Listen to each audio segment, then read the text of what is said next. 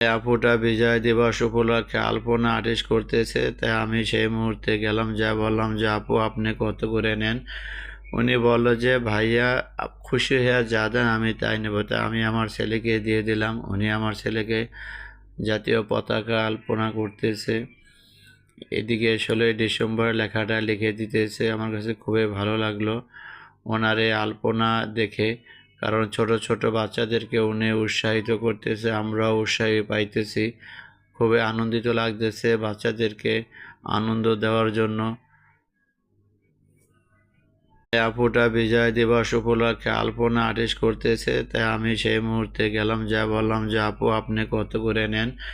উনি বলল যে ভাইয়া খুশি হয়ে যা দেন আমি তাই নেব। তাই আমি আমার ছেলেকে দিয়ে দিলাম। উনি আমার ছেলেকে জাতীয় পতাকা আলপনা করতেছে। এদিকে 16ই ডিসেম্বর লেখাটা লিখে দিতেছে। আমার কাছে